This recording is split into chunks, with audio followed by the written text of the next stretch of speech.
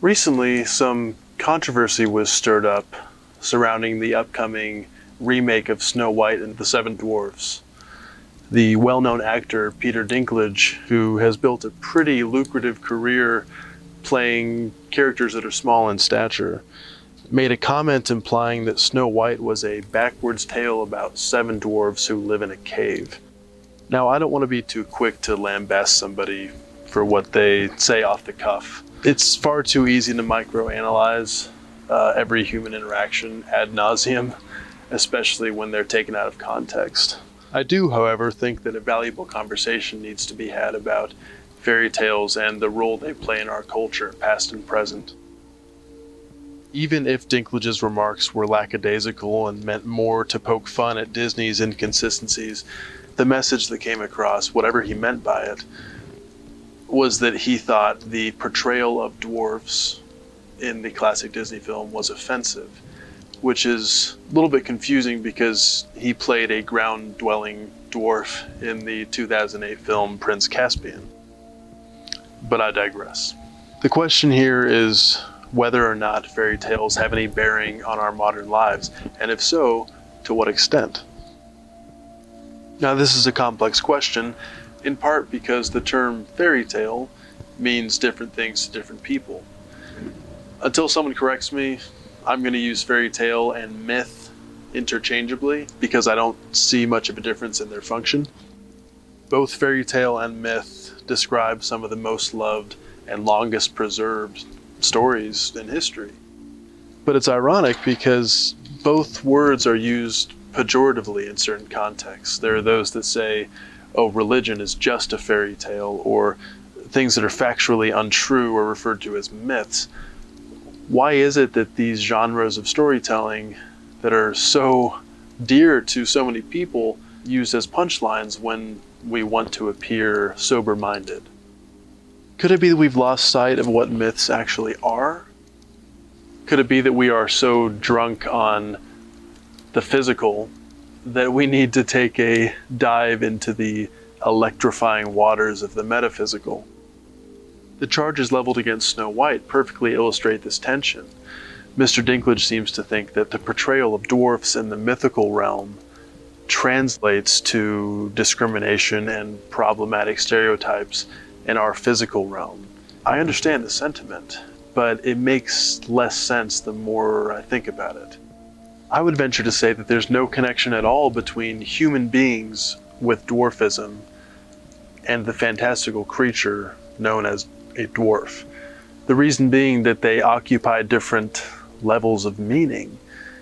Yes, there are some incidental physical similarities, but fairy tales are not bound to the material the same way that we are. Dwarfism in humans is typically caused by a genetic mutation that stunts growth, whereas dwarfs in the mythical realm are bearded, sturdy folk who either live in the lower parts of the world or mine them for treasure, as is the case in Snow White.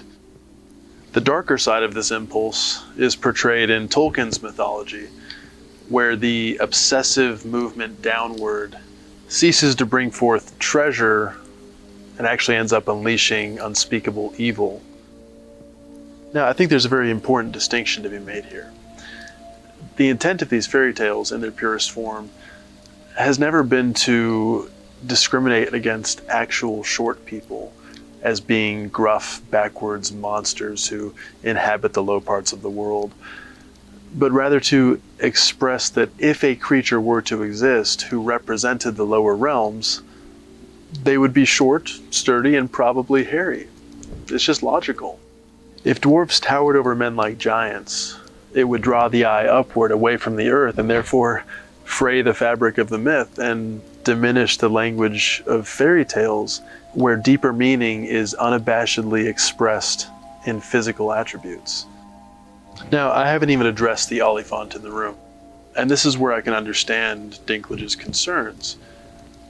How do we handle it when stories are abused? When children are made fun of for sharing some fairy tale idiosyncrasy, or on a larger scale, when tyrants hijack the forms of fairy tales in order to put forth harmful propaganda. Maybe there are times where certain imagery is too evocative to be helpful. That's a complex question that I can't even begin to answer. But it seems fatalistic to me that when a story is stolen from us, we would assume that it's dead to us forever. The dwarves had the wisdom not to bury Snow White, even when she was cold and lifeless. If we are going to make sweeping universal declarations about what symbolic imagery is permissible in our age, we shouldn't be surprised if our stories begin to look flat and gray. While we must be aware of and willing to rectify our arbitrary prejudices, we will lose a wealth of culture and the freedom of thought required to create and sustain narratives if we too rashly bind the hands of the bard when what the world needs most is music. Thanks for watching this video. I hope you enjoyed it.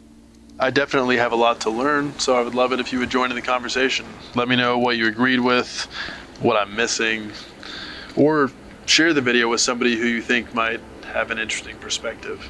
And if you liked the video enough to share it, please subscribe to my channel and hit the notification bell so that you'll know when I upload my next video. Until next time, this is Bryce Urey with Excavatus Films. Thanks for watching.